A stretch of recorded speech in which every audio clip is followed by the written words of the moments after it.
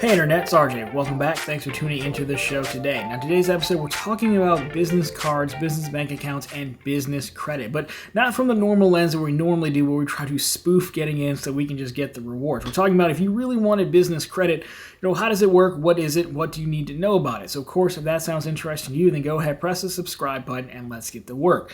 Now, of course, we'll start off with a quick level set here. Historically, when you come to a channel like this and you're saying, I want a business credit card or a business bank account, the reason we want them is because business credit cards come with rewards and bonuses, and the same with bank accounts.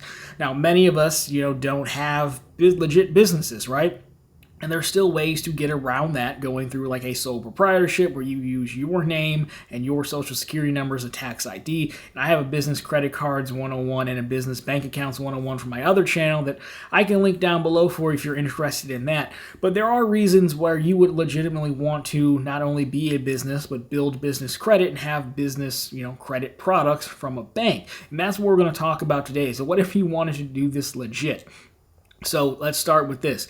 What is business credit? Well, yes, there is actual business credit. It's similar but different to personal credit. So personal credit, is based on, your FICO factors, average age of credit, credit utilization, on-time payments, your balance, things like that, right? And what your personal credit does is it tells a lender, are you what they call credit worthy? Should I make a lending decision? How much should I give you? What would your interest rate be on the personal side? Well, on the business side, it's basically the exact same thing.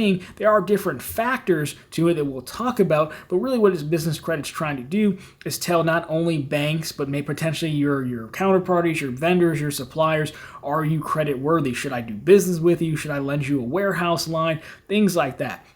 So personal and business credit definitely separate. Now again, when we're talking about businesses and business cards, you can, as a business owner, use your personal credit, but there are reasons why you wouldn't necessarily want to do that, and you'd want to keep them separate. So we will talk about those as well. So on screen, we'll start with this still. Like we said, business credit, it's going to show prospective lenders, your credit worthiness. Again, it's separate from personal credit. Now, however, the big difference here is this is available to the public, meaning that folks can pull this down. Historically, if you wanted to pull my credit, for a mortgage or a credit card, you have to be a customer of FICO, right? And have a reason to get it. Now, the scores range from 1 to 100. So, of course, higher score means lower risk. However, there's a FICO small business scoring service that runs from 0 to 300. And we will talk about that and all the scoring models in a second.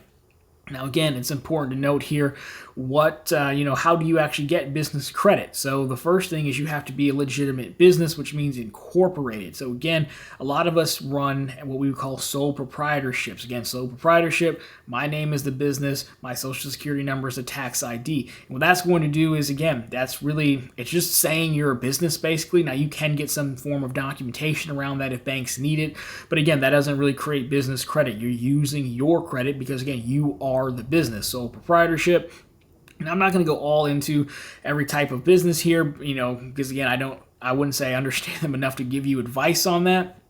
But, I have, myself, these channels are in a legitimate LLC, but you also learn that, when you're just a single, LLC, a single member LLC, it could go either way. You could basically use, your tax ID, again, your social security number, or you could go this route, when you're fully incorporated, you could also bring in an EIN number. So again, what you have on screen here is your official business types, which again, LLC would count.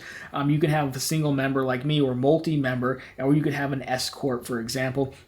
I'm sure there are others, but notice sole proprietorship not on the list. So you're going to incorporate, which really means you're going to file your business documentation with your state, or you can even be the county if you want.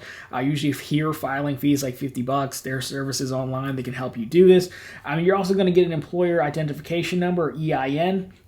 And having a business account will help. So again, when you go through to file your information, you can do it from the state. The problem is their websites aren't really set up to be helpful or user-friendly. So there are services like a Zen Business or things like that. Not a plug, just, they're out there in case you need them.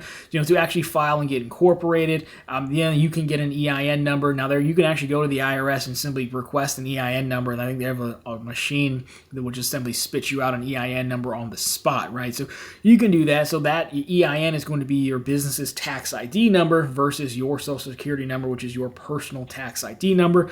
Now, in addition to this, you're probably going to want a business bank account as well. If you're looking for a bank account, I will plug the second channel that I have called Run on the Bank, where we talk about bank accounts and getting bank account bonuses, because you should always be paid money to open up a new bank account. And we have plenty of business bank account offers over there, so I'll link that down below for you. But again, the business bank account, you're going to submit them to your business documentation. So, you'll be a primary signer or even the owner of the account. But again, when you're writing checks or the credit cards or what have you, it'll say the business name on it. When people are paying, you will be paying to your business, not to you. It adds a little bit level of professionalism to it, if you will, and kind of helps out, being a legit business. So again, that's what we mean. That's what you need to do to start getting business credit. Now, what are the factors? So let's say you are a business, right? You're legit, you're running, you're selling stuff, things are good. Well, what are the factors that determine your business credit? So let's take a look at this. So if you remember, for personal, of course, we had the FICO wheel. Now, this is from Experian. This is how Experian says they're calculating it. So they're saying there's 3 factors. So credit, number of traded experiences, balances outstanding, payment habits, credit utilization, and trends over time. Public records, so recency, frequency, and dollar amounts associated with liens, judgments, or bankruptcies, and demographic information, so years on file, standard industrial classification, code, and business size. So these are the factors that are going to take into account. And so it's similar to personal, but it's a little bit different. So, what they're kind of saying is, one, business history. How long have you been in business for? What type of business do you run? Because some businesses lend themselves to being higher debt, right? Maybe if you're doing drop shipping or, flipping electronics or what have you, you probably have a warehouse line, right? And a warehouse line is a large line of credit. It's a trade line that you pull down to fill your warehouse with stuff. And maybe your turn time, to cycle through your inventory is, 30, 45 days, whatever it might be. So you're going to carry a balance. But again, if that's the industry norm, then they're not going to grade you as harshly as someone like me just carrying around 30 grand in debt, right? Because this is a YouTube channel, right? I shouldn't be carrying, depending on what you're doing, I guess. But, you get my point, right? I shouldn't be carrying $30,000 trade lines open or, pulled down like that. So they're trying to get a wide range of stuff here. Again, they're going to check the public records. If someone's put liens on your business, obviously, they would do the similar to personal as well. If someone's like really trying to vet you. But again, for a business, this is going to be easy to look up. So all these factors roll into your personal credit. So again, it's not, or your business credit. It's not that dissimilar from personal credit. Now, if you wanted to check your business credit or see how folks are kind of, ranging or scoring you, where would you go, and what does that look like? So again, I found 3 places, 3 agencies, if you will, that are kind of offering up their models. So we'll take a look at that next. And the first one here we have is Dun & Bradstreet. So they have the Paydex, right? So I'll put it on screen for you. But really what they do is, first of all, I should say, you can sign up for Dun & Bradstreet. They call it Credit Signal, which of course lets you monitor, your business credit score from them. Again, they call it Paydex. Now, I do believe it costs some money. I think they have a free version as well. But overall, they're saying, hey, we calculate this. Trade references are the most important factor. Of course, a trade reference is a source that reports your payment information to Dun & Bradstreet. They're basically essentially records of, your payment experiences with vendors, right? So if you're not paying your bills to vendors, obviously they can report that. That's going to play a large part. Of course, you can see their score breakdown there as well, just like we talked about in the beginning. And of course, we have the classics here like Equifax. Now, Equifax, they offer a few things: credit reports, credit risk score, business failure scores, and payment indexes. Now, you can, of course, buy these services from them. I think a credit report's about $100, or you could get the package of like all 5 for about $400. So something to keep in mind there. Now, we also have Experian, another classic here. So we have Experian's table here, so you can take a look at it, how they break down scores. But again, they're also going to let you track it, and of course, you can pay for it. So I think a credit report from them is about $40. But you can also get like a monitoring plan with scores and reports for about almost $200 a year, give or take. So those are your main options. And of course, we have FICO Small Business Score, which is basically based on all 3 above, at least Dun & Bradstreet and Equifax, I believe, play a part into it. And then, they kind of take an average of them. But this can only be viewed by FICO lender customers, so not like to the public like the rest of these scores could be simply pulled down. So overall, that's how you'd want to track it. That's how it's scored. Now, again, why would you want to do this? To round this all out, we've talked about it. Why would you want to do this? Well, there is still value and benefit in keeping personal and business separate.